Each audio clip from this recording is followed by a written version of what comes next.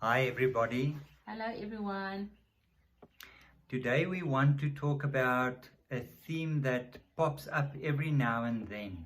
There are certain building blocks um, that we often return to. It's almost like a golden thread being woven into our lives, and that is the subject of silence. We've mentioned it on previous occasions as well. In our slideshow. Every now and then it comes to the fore, and we thought of talking a little bit more today about that. There are a number of such issues or subjects or themes that Almost basic principles, that's a good word, that run through our work. The one is silence, very, very important. The other one is nature, creativity, community, a sense of community. Contemplative study and reading and so on also plays a part. And we'll address each one of those. We are thinking of future conversations where we discuss each of those. And along the way, we might add some others that we realize are also important, but those are the main ones. So today we want to talk a little bit more about silence. And before we go deeper into that, we just want to say on a more practical level, if you hear some sounds in the background, the cows and the calves are weaned from their mother, so there's a huge amount of cows here close to the house, and it's a mooing and calling for the calves. So maybe you might hear some sounds from that direction. And then there's also birds, the hoopoe and the wagtail and the starlings. So it's very natural, the setting. So if you hear any of those sounds, it's life happening. It's life happening, yes. Start off a little bit as to what silence is, how you see it. I think the main thing for me is that silence is not the absence of sound necessarily. I was thinking about it a bit, and I think it's more the absence of noise. So, and in terms of noise, I think one could qualify it to say that that is anything, and it can be sounds, but it can also be the noise that your own mind processes, your thoughts create, or that a very busy work schedule, life schedule causes to create a lot of things happening around you and in you. So I think silence for me is that place where you become really aware of the moment and the simplicity or the openness of a moment. So it can be completely quiet as well, and usually that when you become aware of silence in the sense of no sound, it's as if it sort of brings you to awareness and you realize, gosh, because a lot of people coming here would say, especially in the evenings, goodness, but it's quiet here. It's as if it sort of becomes really a presence that you can feel the quietness around you. So it can be really quiet, but also just in a moment where you become silent, your mind becomes quiet. For me, that sort of epitomizes what silence is. Yeah, I think that is so important, but physical silence is helpful in that regard. It helps us to enter into that space. When there's no sound. Yes. Yeah. Yeah. No, I think it's very important. And silence is a crucial element in our spirituality, because as Matilda says, it frees us from all the tyrannies that we live under, during the day. It can be a very hectic program, our thought processes, our anxiety, our concerns about so many things. And with the silence, we are freed or delivered from those processes taking place, and it helps us to step into the space where we are in a closer relationship to God, and where we can hear God in conversation with us or being present for us. Be aware of God being present. Yes. I think in terms of that is the whole idea that what's happening in our minds is the whole picture. That's how we perceive and experience life, which is not the case.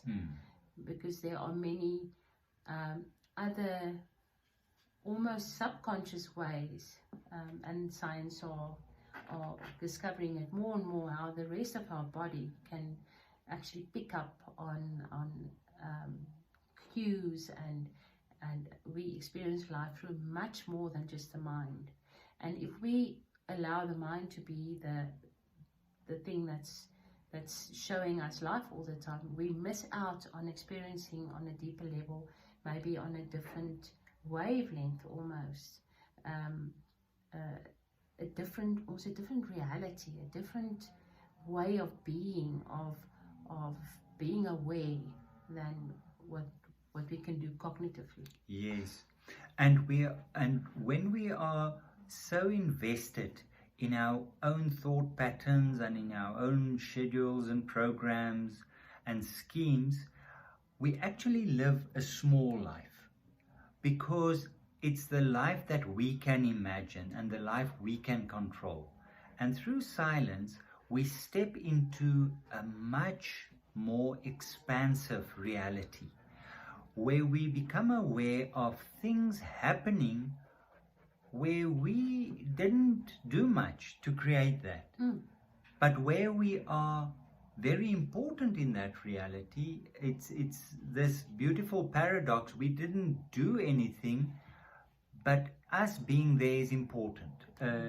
It comes to the fore. We become what we need to be in the unity of things. Yes. Yes. And it grounds us, and it brings a peace. And here I speak very much from personal experience. Often one gets so worked up about something, and we worry about how to handle it or what is the best way to manage it.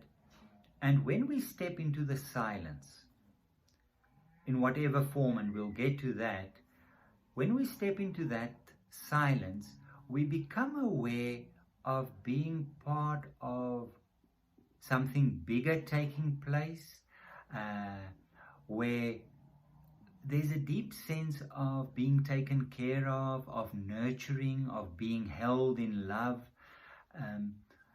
So it delivers us from this deep sense of loneliness that one often can feel when you step into it. It is so interesting that we equate silence with being alone, because then you are alone.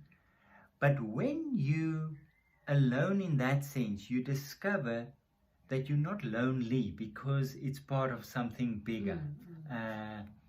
It's actually it's a beautiful paradox in that sense. I think also the going into the silence grounds you. It sort of anchors you to a very solid and trustworthy base that you and it makes a difference in how you handle your life then, because it's not just you doing it, you are being held, and it's happening more through you than by you. Yeah. And being careful not to be sidetracked, but it plays into the whole thing of our ego running this show and our true essence or our true self coming to the fore, or where we live from our true self. That plays in there as well. So who are involved in the act of silence?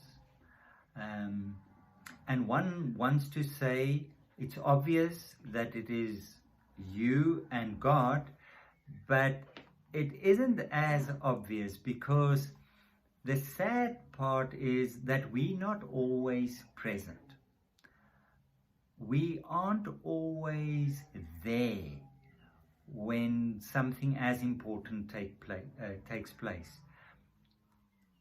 Often we are so taken up by other activities and other things that require our attention that we're not present in the moment. No, absolutely not. I think that's the challenge, is more awareness, more. So God is always there. God is always present, but it's me. I need to become aware of that. So, and to be able to do that, I must become present. Yeah.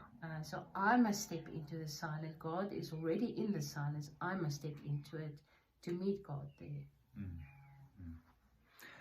So silence helps us also with a sense of awareness. I think that's also a very important aspect of the silence, is awareness, mindfulness. Often when we talk about silence, it's not long before we touch on the subject of mindfulness. Being present, being in the moment. All these things play into it. The fact is, we in the general flow of things, we always on the run, a little bit ahead of what is happening and so on, thinking of what has to be addressed.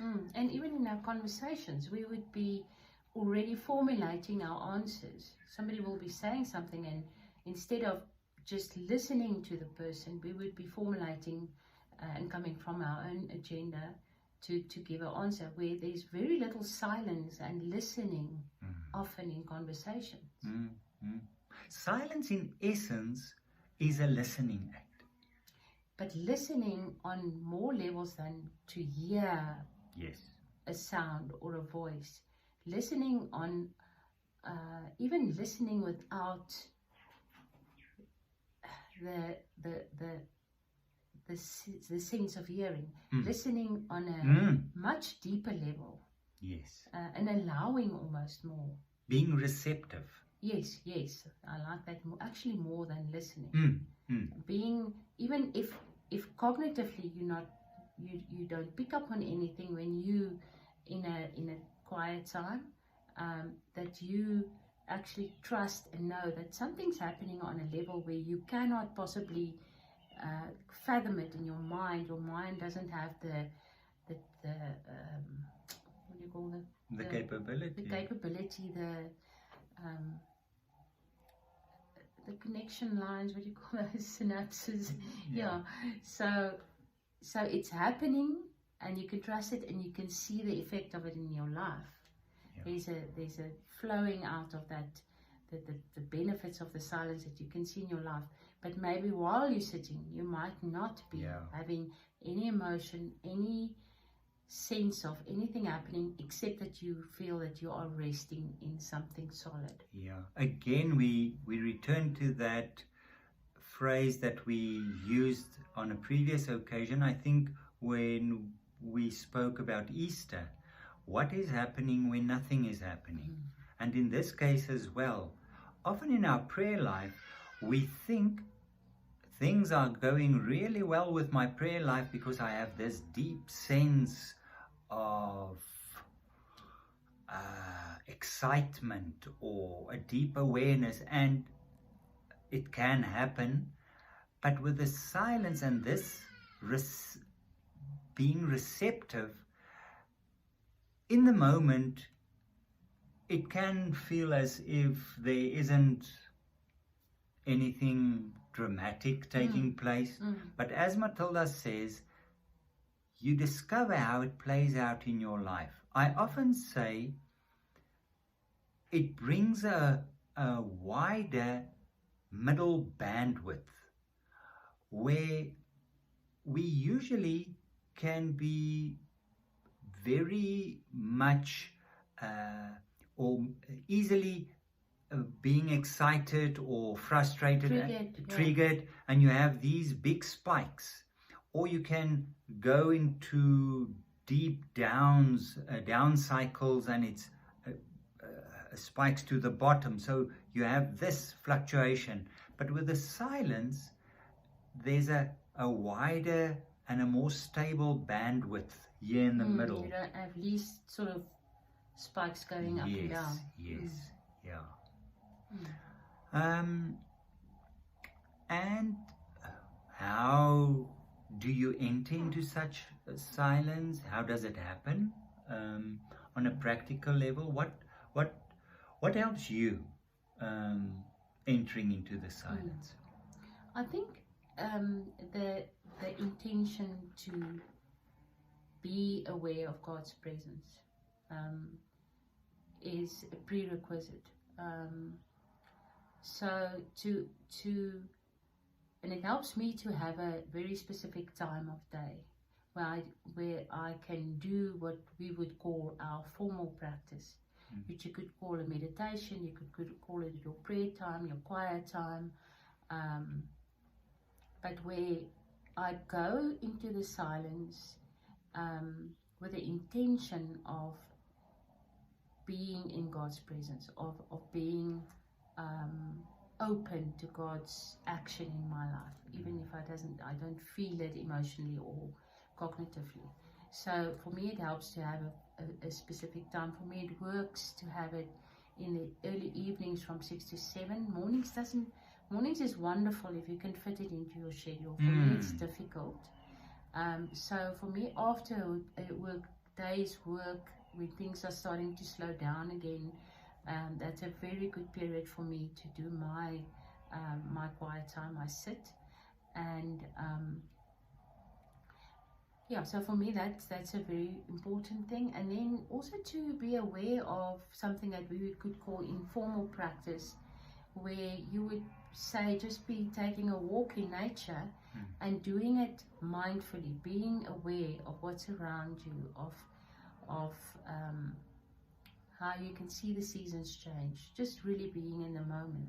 That would be an informal practice, and that would also have the same effect as it would have if you were sitting, quieting your mind. And the two play into each other as well. And they're both very important.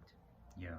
And it might also mean that you could say that a moment of awareness, whether you are looking up from your desk and out the window and see the leaves falling and being aware of the beauty of autumn and God in the seasons, that moment is also an informal practice of silence. Which is prayer. Which is prayer, yes. Prayer being consciously aware, mindful of the presence of God, where we tend to equate prayer with us asking, us saying, us stating, us requesting, us praising, which are all, I think, important components of your prayer life. But the silence component, especially in our religious tradition, has been sadly neglected, lacking, and we are the worst for it. So for us, the silence component forms the core of our prayer time, I would say. Yeah. And then when you read Paul where he says pray constantly, it makes sense, because as a child reading that passage, I had in mind that you have to go into your room and be on your knees and be constantly in a posture of prayer, as I understood prayer at that stage. Well, it's not practical, but I don't think in the second place, or mainly, that wasn't what Paul had in mind. It was this awareness of God, this listening, being attentive to God. And as Matilda says, your formal practice and your informal practice, they tend in time to blend. And then it is a constant prayer. Life as prayer. Life as prayer, breath as prayer. And it is a constant prayer taking place. Because it is with this awareness of God, being in communion with God, not with a holier than thou. It's so practical every day, but it's with that a deep sense of being held. And I think we must maybe have a conversation where we address that specifically of how we could enter into that silence practically. Yeah, because especially initially, one can ask, am I doing it in the right way, and so on. And just to address few of those practicalities, we can actually invite people to, maybe if they have any questions or want us to expand on anything, to just send us a comment, so we can maybe look at that. Yeah, either on our Facebook page, or you can do it privately via WhatsApp or email, or in the comment section on the blog. Please, if there's any suggestions of questions, you can state it there. Good. At the end of this conversation, let's enter into silence. We often say we talk and talk and talk about silence. We're good at talking. We struggle with the listening.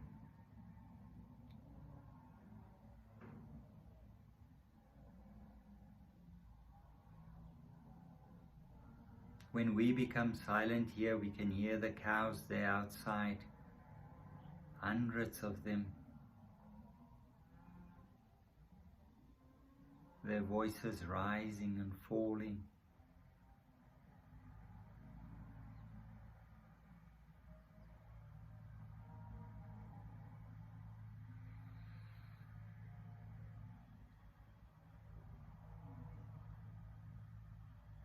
Also becoming aware of our thought patterns, but just as a thought announces itself, just take notice and let it go. Ever so gently come back to the silence. Be aware of the presence of God.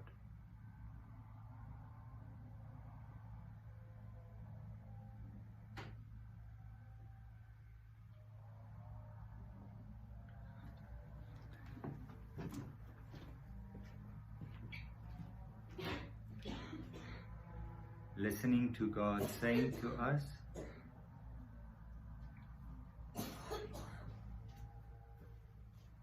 be still and know that I am God.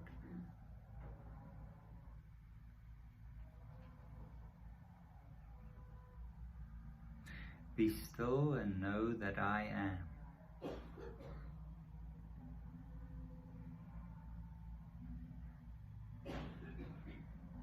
Be still and know.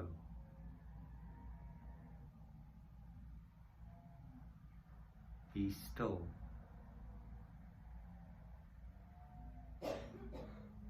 Be.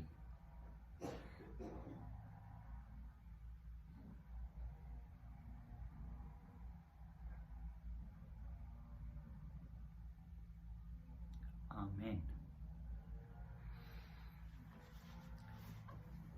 This is not a magic act where when you open your eyes, Matilda has disappeared. She's struggling with a cold, and she goes into these cough spells, so she had to leave in the meantime. But lovely to talk to you again. Keep well until next week. Bye-bye.